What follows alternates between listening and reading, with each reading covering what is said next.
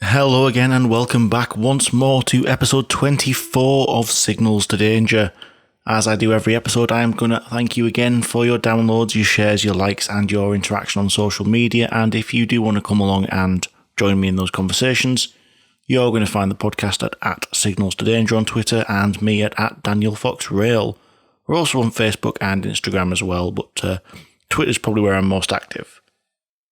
As ever again, I'll remind you about the website, that's signalstodanger.com, and on there you're going to find show notes, transcripts, and the shop and more. And if you do want to support the podcast, you can do. There's a link on there for the Patreon, and I would love to take the opportunity to thank all of the Patreons who've signed up so far for their support. Now, it has come to my attention that there was a little bit of a faux pas in the most recent episode, the one covering Morton on Lug. Now, in the past, if I'm not overly confident or overly sure on how to pronounce somewhere, I will genuinely go on YouTube, watch a video that has its name in, and practice a couple of times. But sometimes I'm quietly confident that I'm probably going to be able to figure it out. And with that in mind, several tweets and comments on forums have led me to believe that I may actually owe the people of a town an apology.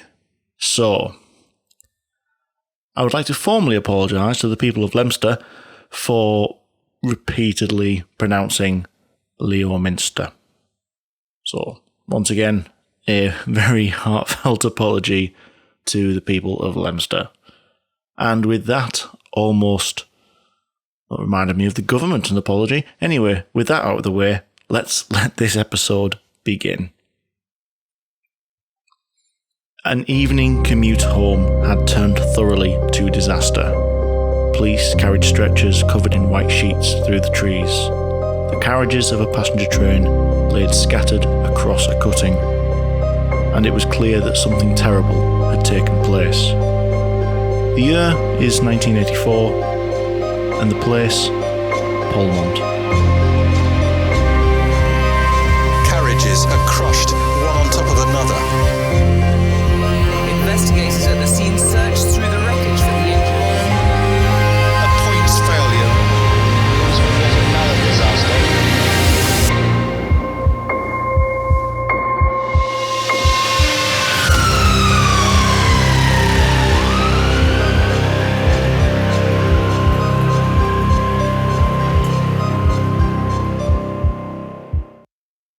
This is Signals to Danger, a podcast where we look at major rail disasters which have taken place in the UK, explain what happened, how the investigation was carried out, and how each of these accidents shaped the industry going forwards.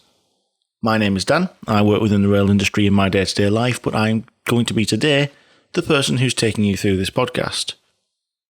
Every episode we start by briefly revisiting the events that were taking place at the time, and well, this episode, unsurprisingly, is no different, so it's time for us to have a look at 1984.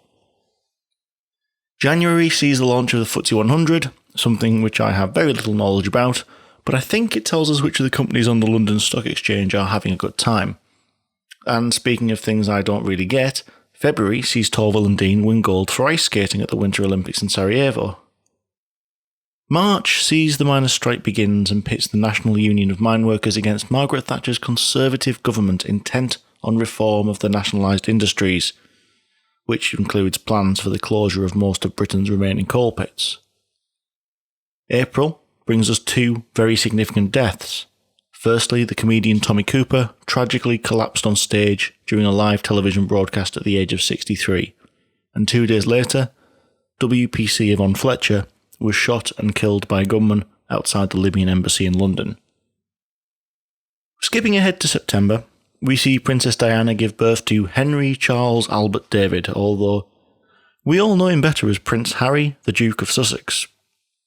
October sees the launch of a classic kids' TV show enjoyed by many adults, Thomas the Tank Engine and Friends, a staple of my own childhood certainly, and something I'm gently trying to get my daughter into.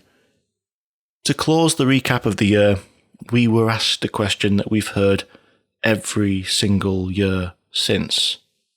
Do they know it's Christmas time at all? As Band-Aid goes straight to number 1. 1984, an exciting year with a lot going on, but as ever, for the purposes of this episode, we need to narrow down those 365 days to just one, the 30th of July.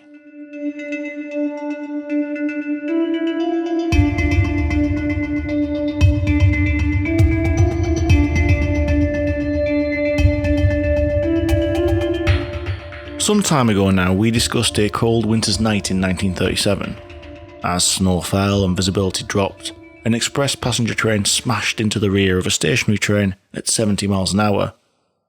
35 people lost their lives and carriages ended up piled on top of each other. This disaster took place at a small Scottish station which no longer exists, Castlecarry. The station at Castlecarry as well as its goodyard are now gone, replaced by housing and industrial users. In 1967, it closed, in line with sweeping cuts made across the network at the behest of a certain doctor that will remain unnamed. The line, however, is very much still in place, and trains rattle through several times an hour, but no longer stop. While Castlecarry may have failed the profitability test, the line itself didn't. The Glasgow to Edinburgh Firefall Kirk. These two cities are probably one of the most catered for pairings of cities in the country as far as rail links go. You could travel via Cumbernauld, you could use the North Clyde line, the Shotts line, you could travel via Carstairs. But despite these 4 other options, the principal route will take you via Falkirk. This route holds the flagship shuttle services between Edinburgh's Waverley and Glasgow's Queen Street stations. The route itself is not without some fairly substantial historical significance. On top of the mantle of the flagship services, it actually formed Scotland's first intercity rail route, opening on the 2nd of February 1842 as the Edinburgh and Glasgow Railway. The line performed brilliantly as people latched onto the new technology and connectivity grew and grew, and in 1865, the North British Railway absorbed the Edinburgh and Glasgow into their expanding operation. Once this took place, the North British quickly used the line as the trunk route between the two cities, and as the railways developed, the Big Four were formed, and the North British was in turn absorbed by the London and North Eastern, which was the guise the line was under at the time of the accident at Castlecarry. Progress is progress, and in turn L&ER gave way to British Railways, and in 1848 the national body took responsibility for railways up and down the nation, including Scotland. Standardised stock and methods of work replaced the individual practices of the separate railways. To continue our brief history lesson, and I promise we are coming to an end very soon, in 1983, British Rail handed its Scottish services as ScotRail, a name that has stuck around ever since, although in slightly separate guises.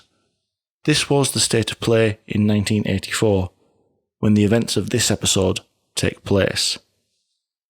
So, I hear you ask yourself, why have I spent the last few minutes talking to you about the history of Castlecarry, a place we thoroughly visited all the way back in episode 9?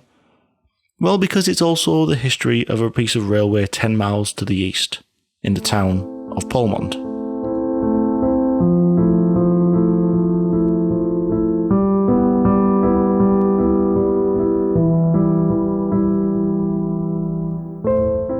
While the station at Castlecarry didn't survive the culling brought about by cost-saving measures, Polmont did, and it continued to form one of the stops on the increasingly busy commuter services between the cities of Edinburgh and Glasgow. The steam-hauled services gave way to dieselisation in the late 50s, when diesel multiple units were introduced, but over time the increasing usership and the prestige of the route meant that by the end of the 60s they were perceived as just being inadequate. The answer that BR needed was to add capacity, power and speed. So to do this, they decided to introduce locomotive hauled stock, but that brought with it its own issues, the need to run around. That's not some insatiable requirement to play, but rather a railway operation that formed a major part of operations at terminus stations. Locomotives haul trains from the front, and when they arrive at the end of the line, the locomotive is the first thing that arrives in the platform. This is fine and not really a problem unless you want to run that train out again, which, let's be fair, you always do. What you end up with is a locomotive at the wrong end of the train, and you just can't reverse a train at line speed. It doesn't work. The answer to the problem is that the reason you actually see a set of points right at the end of the bay platforms, and realistically, as far as today's railway goes, they don't seem to have any purpose. But in practice, in the past, they did. What actually took place is that the locomotive would be uncoupled from the front of the train, and then, by virtue of these sets of points, it would shunt onto the opposite track and run around the train. It would then shunt back onto the same track, sometimes via a short spur called a head shunt, draw back down onto the carriages and be recoupled before taking the train back out on the return journey. A very effective method, but one that takes some time and actually does have its own risks. You need people down in the forefoot between two trains as you're crashing them into each other at low speed and connecting them. Also, at other stations, the process just wasn't that easy to deliver. For example, at Glasgow, the station was approached in a tunnel, and that limited the options for head shunts or extensive point work. And all of this, coupled together, means that for a flagship route such as the Edinburgh to Glasgow, which required reliable, fast, frequent services, a better solution needed to be found. The initial solution came about in the form of doubling up locomotives. Trains used on this route for a number of years were top and tailed with locomotives, one at each end of the train. These were Class 27s, and the coaching stock that was used was fitted with the equipment needed to allow both locomotives to be controlled from the lead cab of the train. And for pretty much the entirety of the 70s, these top and tail trains were the power on the Falkirk route. This heavy use, though, had taken its toll on the stock, and by 1979, well, they were just increasingly prone to failure, so a replacement was needed. The decision was taken to replace the pairs of 76-ton, 1200 horsepower Class 27s with a single 125-ton, 2600 horsepower, Class 47 locomotive. Class 47s had been in use since the 1960s and, well, they'd shown their worth and reliance on traffic up and down the country. In total, 512 of them were constructed, and indeed, 78 of them still exist as Class 47s today. 34 of them are on the main line, holding operational status, and the rest are heritage, but 78 locomotives still exist. So it's fair to say the 47 was a reliable piece of kit. Replacing the 27s with these 47s definitely solved the reliability issue, but the question needed to be asked, would BR be doubling these up, top and tailing them like the 27s? No, they wouldn't. 5,000 horsepower would be fairly excessive for a passenger service like this. A single Class 47 was easily capable of hauling them at 95 mile an hour back and forth between the two cities. So now we're left with the same problem again though. How do we stop the locomotives from needing to run around? To answer that question, we're going to drag our story back to the 30th of July 1984.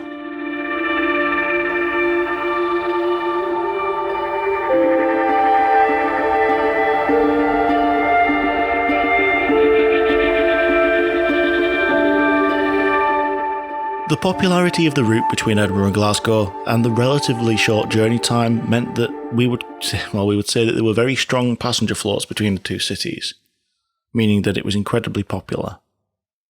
And like most pairings of cities, peak times were where you'd see the heaviest passenger flows. At 17:30 on the 30th of July, just one of these peak time trains was due to depart Edinburgh to take the weary from work home to Glasgow. The power for the train on the day was provided by 47707, and on this date it had pulled the train into Edinburgh a little earlier on. Behind it were 5 Mark III carriages, 4 standard class and 1 first. But at 5:30, this service was due to head back west, leaving Edinburgh the same direction it had arrived from. The Class 47 was the only locomotive on this train, a second wasn't coupled to the other end. Nor was 707 going to run around and be attached to the other end. That's because the locomotive was not going to pull the train back to Glasgow. It was going to push it. But with a line speed of 95 miles an hour and 5 carriages full of commuters to look after, it's clear this was not going to be done with the driver sticking his head out of the window and looking over his shoulder like some extravagant reversing manoeuvre. So this is where we introduce British Rail's answer to the problem: the DBSO. Many carriages on the BR network were known by abbreviations. Certain letters tended to denote characteristics of the vehicles in question. So with regards to the DBSO, the B stands for brake. The vehicle had a brake compartment. The S, standard class accommodation. And O, open. The carriage didn't have any compartments for passengers. It's what you'd expect to see from your average passenger carriage nowadays. So that's 3 out of 4 explained, but what about the D? Driving. When the decision was taken to put Class 47s onto the Edinburgh-Glasgow services, provision needed to be made for the return journeys. In 1979, 10 brake standard open, BSO, Mark II carriages were converted into DBSOs. Control equipment, horns, additional lighting and equipment known as TDM were all added to the carriages, which essentially turned them into control cabs. The TDM, or time duplex multiplexing, equipment allowed the controls in the cab to control the locomotive remotely from the other end of the train by sending pulsed signals through the lighting circuits of the carriages. These signals were then decoded and used to control the loco. All of a sudden, you don't need a locomotive at each end to get the capacity and speed benefits of loco hauled stock. And so at 17:30 on the 30th, when driver Tennant in charge of the Glasgow Express slowly took his train out of Edinburgh, he did so from a driving seat in a carriage which also included an awful lot of passenger seats, not the locomotive that he was actually controlling. He built up his speed, leaving the Scottish capital, and continued west towards the first stop on the route, Linlithgow. The fateful journey had begun.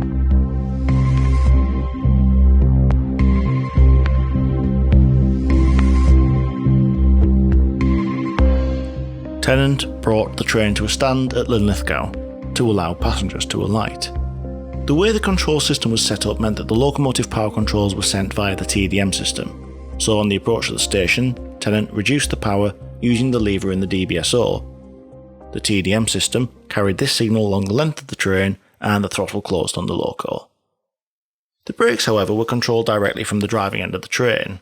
The system only worked by opening a valve and venting air to the atmosphere, so this could be done locally without the need to use the complex TDM kit. A brief stay at Linlithgow allowed passengers on board the train to get off, or other passengers to get on, heading home from the station or continuing their journey towards Glasgow. As the train departed Linlithgow, the speed increased, approaching the station at Polmont and passing through it at 85 miles an hour. In the platform opposite was the Up Express from Glasgow, headed back to Edinburgh. The time was around 17:53, just before 6 p.m. on a Monday evening. As the train passed through Polmont, it entered a left-hand turn and then a gentle right. Halfway around this bend, Tennant caught sight of a cow stood on the tracks around 400 yards ahead. He hit the emergency brake and immediately took the power lever down to 0. Seconds later, the front of the DBSO collided with the beast at a speed of around 85 miles an hour. The cow had weighed around 400 kilos and the train, 315 tons. Despite this difference in mass, however, a few metres on from the point of impact, the leading end of the train left the rails. Over the course of the next 120 metres, the leading end of the DBSO derailed further and further to the left, and then veered up the bank of the cutting, its leading end smashing through a wall and into a tree. It turned onto its right-hand side as the rest of the train dragged it around. The sheer force of the accident separated the rear of the DBSO from the rest of the train, but not before it had pushed the leading end of the second coach off and up the opposite cutting side. The rest of the train again continued forward, although the energy was quickly being dissipated by the damage being caused. The second coach turned around end for end as though it was a toy spun by a child as the rest of the train continued along, derailed but in line. At the same time, the DBSO ended up on its side, cab facing back towards Edinburgh, with its floor pointed towards the remains of the train, sliding a further 100 metres along the edge of the cutting. By the time everything finally stopped moving, every vehicle of the train was derailed, but some received far less damage than others. The loco and its rearmost coach were both repairable. The next coach up was heavily damaged due to the fact that one end of the second carriage had become embedded in its leading end as it came back down the embankment.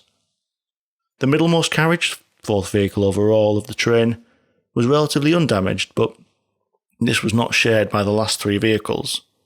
Carriage 12006, originally the third vehicle of the train overall, now lay at the very head of the train.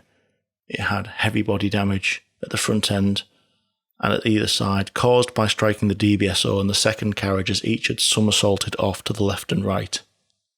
All the below-floor modules, containing air conditioning units, batteries, etc., were ripped off the second coach.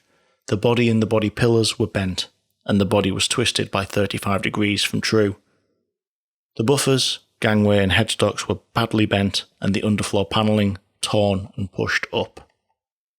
The DBSO lay alongside the third coach. Its body and underframe were severely damaged, and its bogies missing. This vehicle would never leave this place, so severely damaged that it would eventually be cut up on site. Rapidly approaching Polmont was a second train, an express travelling in the opposite direction under the command of a driver called Fitzpatrick.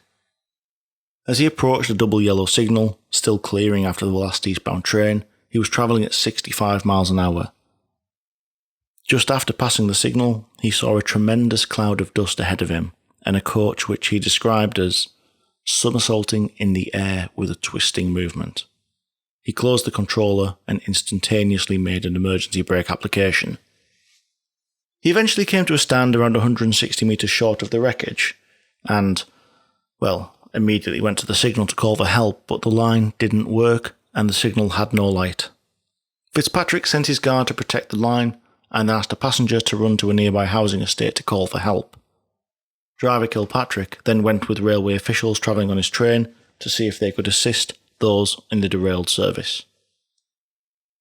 The contact from the train which had come upon the wreckage was not the first sign in the signal box that the world had all gone wrong down the line. At 17:55, just after the train passed through Polmont, all of the track circuit indications became illuminated and telephones began to ring.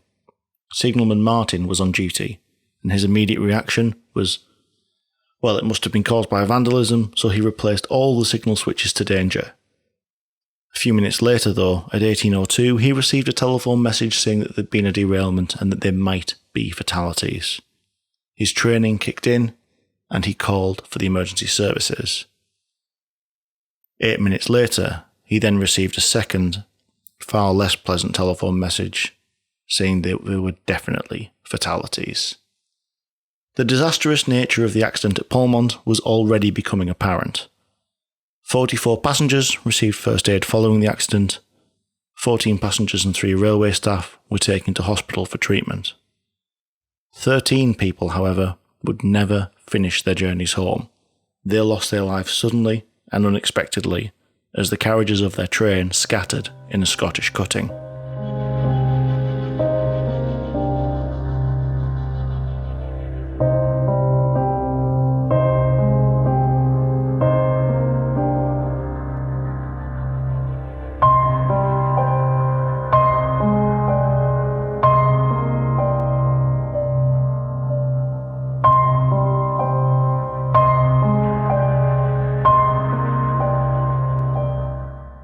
Polmont was a shock to the system for the industry, and it raised some serious concerns.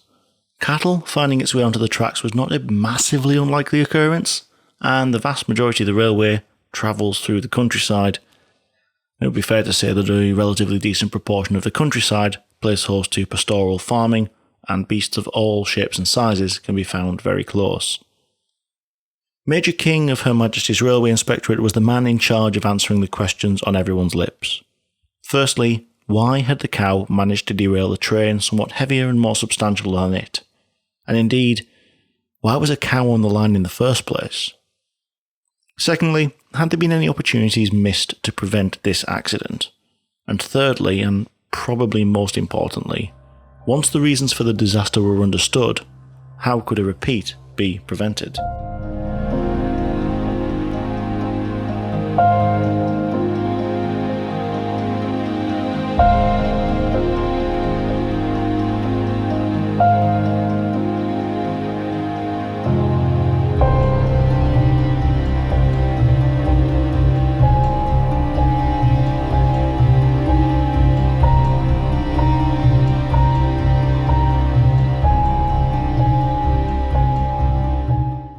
Since the earliest days of the railway, the potential interaction with animals has been a consideration.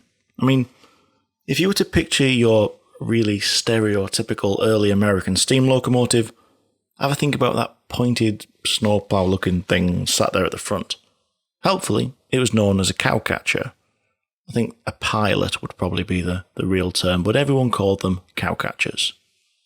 Admittedly, I feel as though the open ranges of the Old West might lead to more cow versus train scenarios, but I would say it demonstrated an acknowledgement and understanding that this was a risk.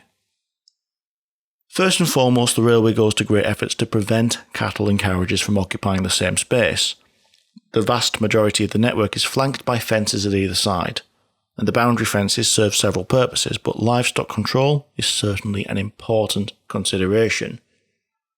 Well, trespass control as well, but it's really just livestock of a different nature sometimes.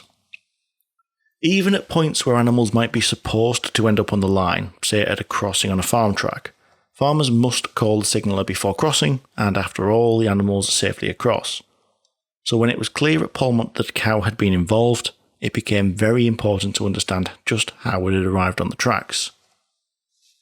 They didn't have to look far on the Glasgow side of the site of the accident. There's a former footpath level crossing there known as West Quarter Level Crossing. The crossings were closed in 1981 and fencing was erected in place of the gates on both sides of the line. However, the existence of housing on the north side and a recreational area to the south, it led to constant trespass over the line at the site of the crossing, and the fencing was continuously repetitively damaged there and it frequently had to be repaired. Even the permanent way engineers that were responsible for this section of track knew that at West Quarter Level Crossing the fencing was very difficult to keep intact. The fencing belonged to the district council, but the railway staff reported damage to the council and patched the fence until they were able to come along and carry out the repairs. Temporary repairs would be done on the same day as the damage was reported. Following the accident, investigators looked at the fencing on the side of the line. There were gaps at the level crossing, and the fencing had been damaged between the level crossing and the tunnel at 3 different points. Investigators thought that an animal might have been able to get onto the line through the damaged level crossing fencing, and it looked like this was the most likely cause of the bovine trespass. In any case, understanding how the cow ended up on the track was only half of the battle. In the 10 years before Polmont, there were over 1,000 collisions between trains and animals, about 100 a year. Around 2/3 of them involved cows, bulls, etc. The remainder were smaller animals such as sheep, but only 24 of the 1,000 had actually led to derailments taking place. Well, we could actually pick that data apart even further and look at some geographical trends in much more detail. On the section of line from Glasgow to Polmont, there had been a total of 7 occasions in the past 5 years when cattle had gained access to the line and been struck by trains. 2 of them were between Kirk and Polmont, on this very section of line.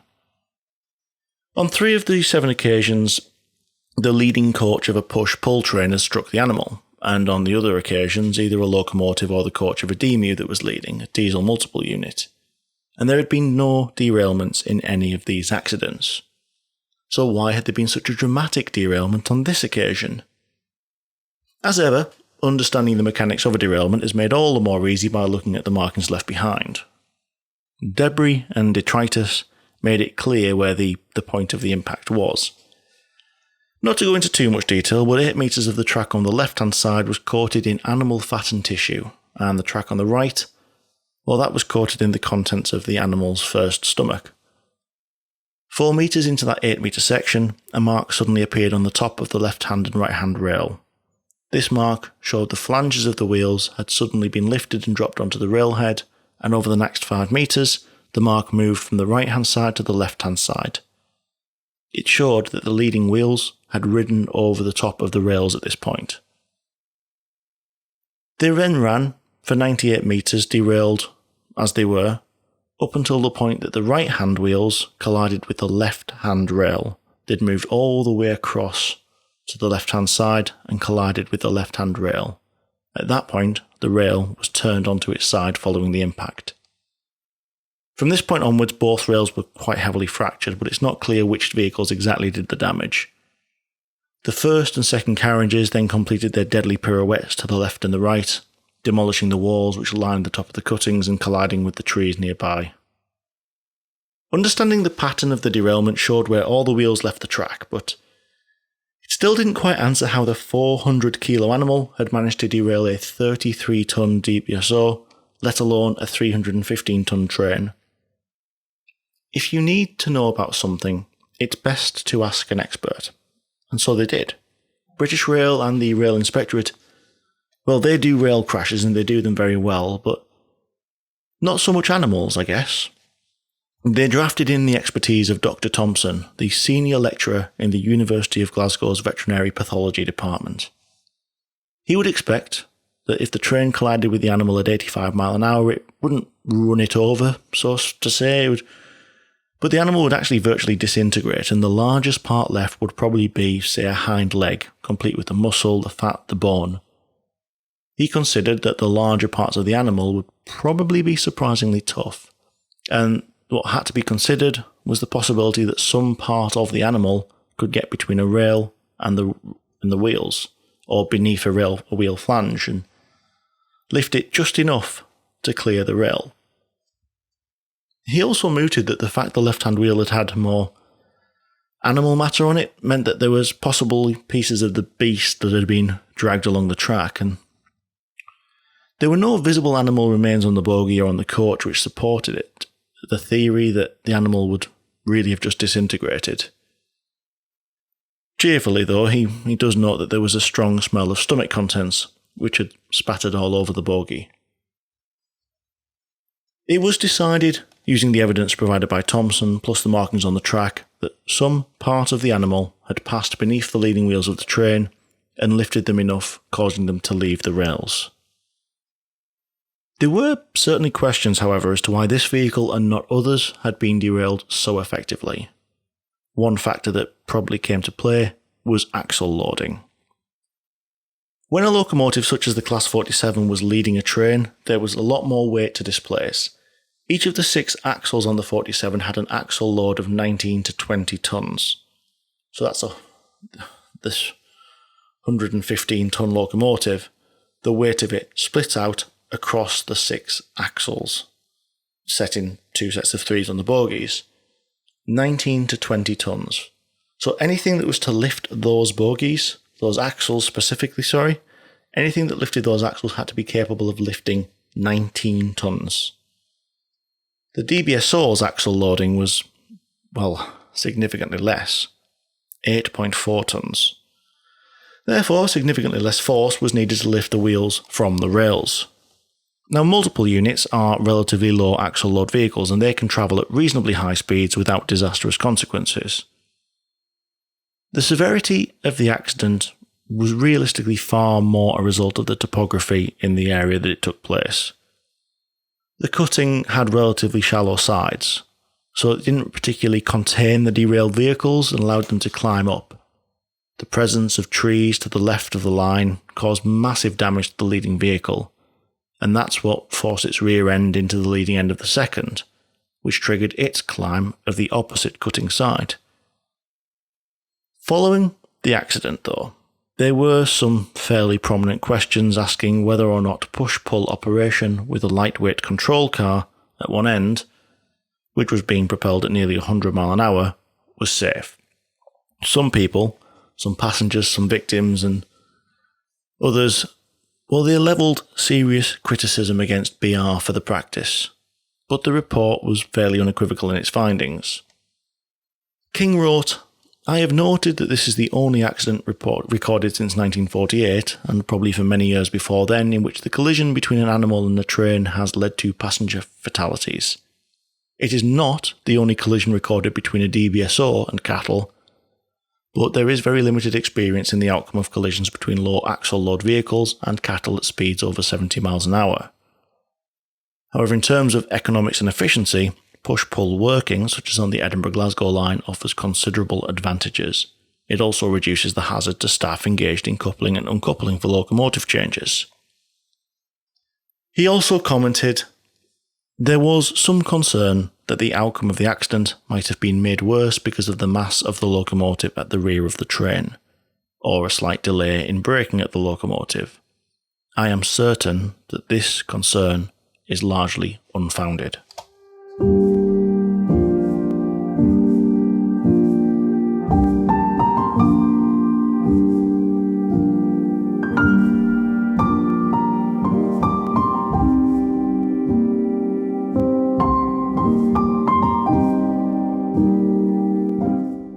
We always like to know whether opportunities were missed to prevent accidents, and unfortunately this accident will not leave you disappointed in this respect, although probably disappointed because there was an opportunity that was missed.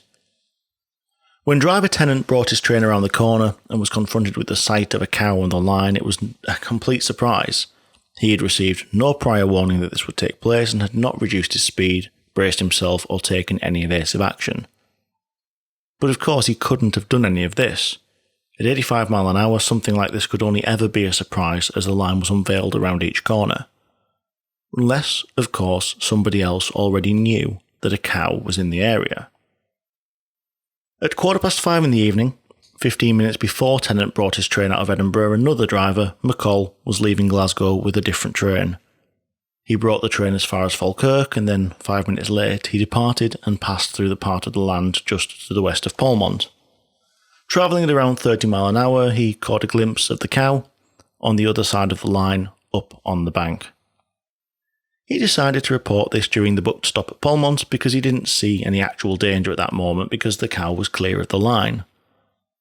2 or 3 minutes after passing the animal, he stopped his train at Polmont station, and the time was now 17:52.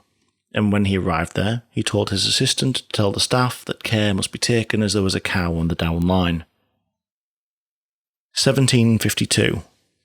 Minutes before the accident took place. In fact, this was the stationary train which Tennant had passed at Polmont. McCall didn't consider giving any warning about the animal to Tennant. He explained to investigators that had there been a herd of cattle, or if the cow had actually been on the line, he would have acted differently. He would have stopped his train at the nearest signal, put down detonators and track circuit operating clips, and informed the signalman by telephone. But he didn't. McCall made an assessment that the animal did not constitute any immediate danger. It's now clear how wrong that assessment was, but would it be fair to level criticism against him now, after we all know what happened?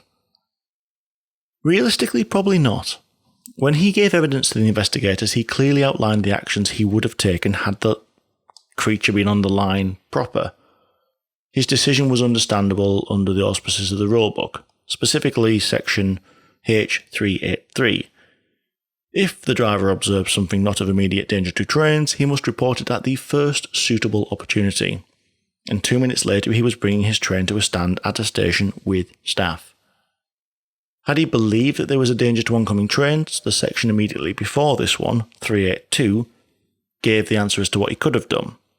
If, however, the driver sees cattle on the line or the safety of trains travelling in the opposite direction is endangered, he must sound the horn and exhibit a red hand signal to any train approaching on that line. And this is something that he could have done at Polmont as the other train passed. Or prior to the station, he could have stopped his train at one of the signals, placed protection on the other line, had all the signals set back to danger for the section, although both of those options would have been contingent on him believing that the cow posed a danger to the train, which he didn't. A missed opportunity, and one that I'm sure played on his mind for some time after.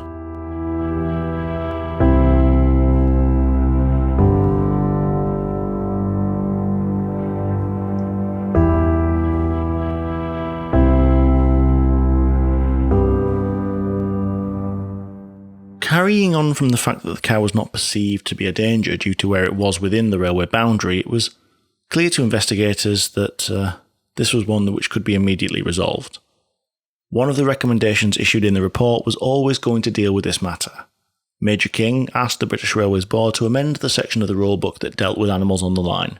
He told them that an essential element of the rule must be that any large animal inside the boundary fence must be treated as an immediate danger to trains.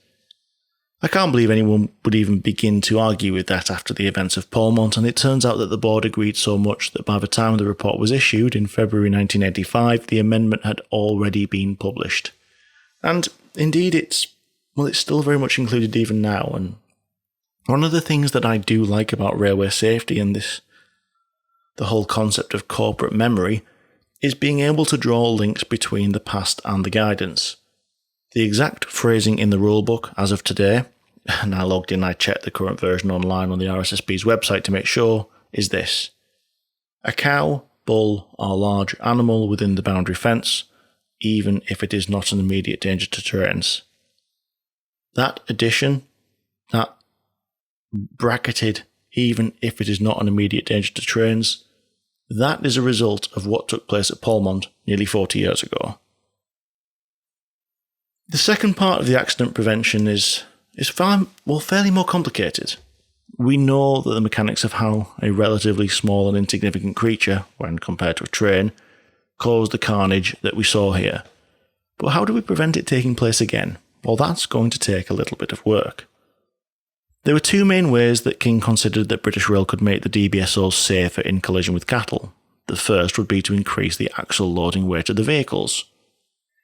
As a reasonable target, he suggested the axle loading weight of a HST power car, 17 tonnes. He discovered that the B4 bogie on which the Mark II coach body was currently mounted was 8.4 tonnes of axle load. Actually, that was about the limit that bogie could handle. So to increase this further would require the use of a B5 bogie, which can operate at an axle load of up to 12 tonnes. And in turn, to accomplish that would need to modify the body of the DBSO quite substantially to accommodate about 8 tonnes worth of ballast at the leading end. And there would also have to be modifications to the brakes, amongst some other bits and bobs. And all of those modifications, well, that was going to come at some considerable cost and not even meet that target load. It would still be 5 tonnes an axle below it. The use of a locomotive bogie was considered, but again, that would require some major redesign of the leading end of the coach. Not only so that the bogie could be fitted to it, but actually so that it could accommodate the ballast to add the weight in. What it turned out as was that to achieve an axle load significantly above 12 tonnes, well, that would mean designing and building a completely new vehicle, the cost of which would be in excess of £200,000 per vehicle. To put that in context, that's over 660 grand today. So if you can't increase the axle loading, then how do you safeguard the DBSO wheels in case they collide with an obstacle? Let's go back to the idea of the cowcatcher that we mentioned earlier. The British Railways Board designed a deflector which is mounted on the coach frame and could sustain a load of 30 tonnes at its lowest point on each side. The centre portion is parallel to the headstock of the vehicle with two wings that are slightly swept back. The 30 tonnes was calculated as being the force exerted on the deflector when a 90 kilogram piece of animal is accelerated to 100 mile an hour in a distance of about 300 mil, which works on to be about half the width of a cow.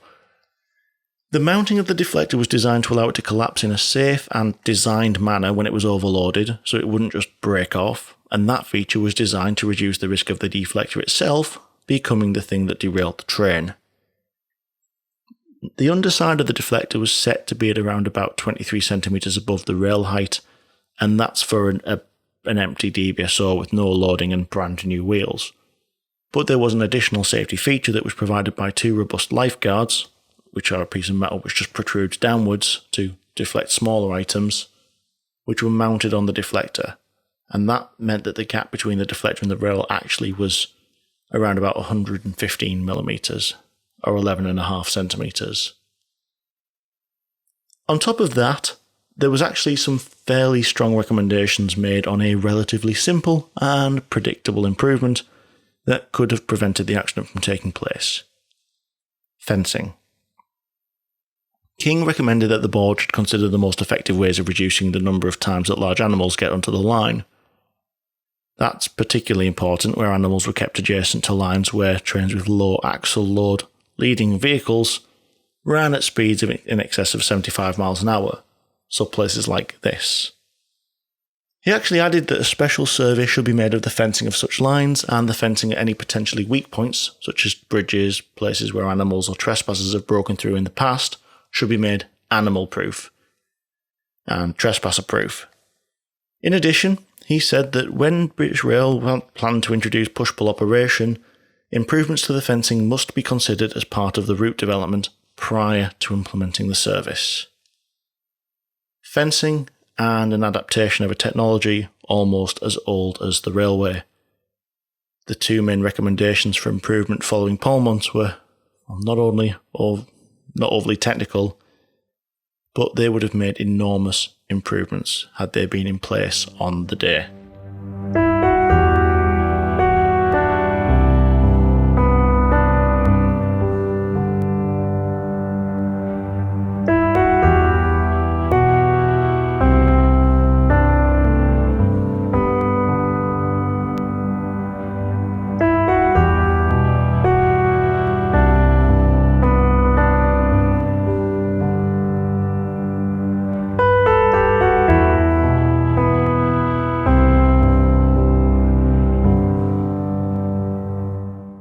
On the 30th of July 2019, 25 years after the events of this particular Monday evening, survivors, family members of the victims and emergency services personnel once again converged on Polmont.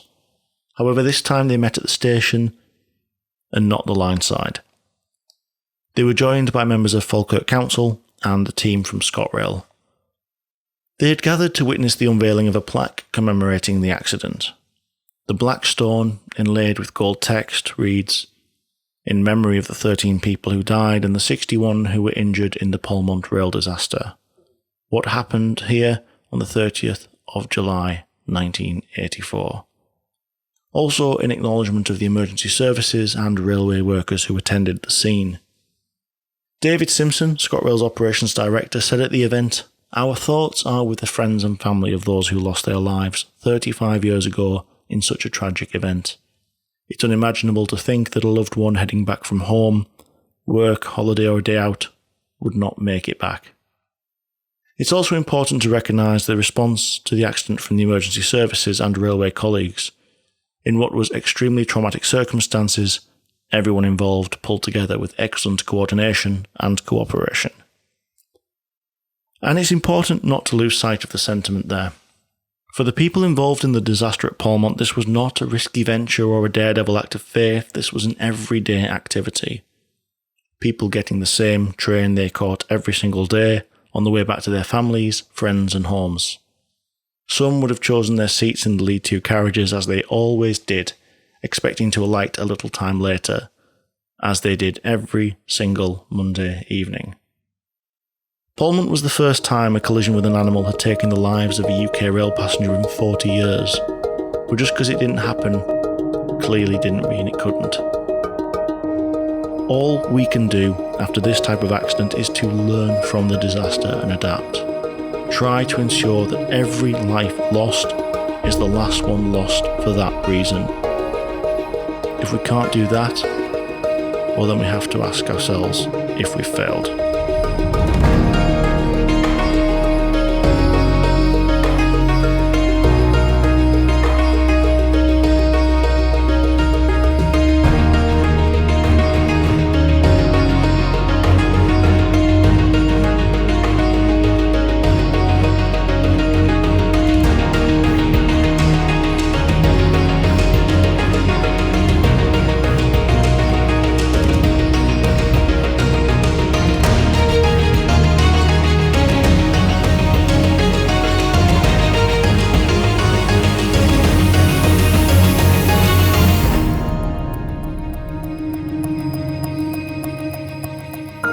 thank you as ever for tuning into episode 24. Once again, please like, share and review. Come and interact with me on social media, Twitter or Facebook. Just search for Signals to Danger or Daniel Fox Rail. And if you do want to support the podcast, please get yourself over to signalstodanger.com and look at the support or the shop pages. But in the meantime, until the next episode, travel safe.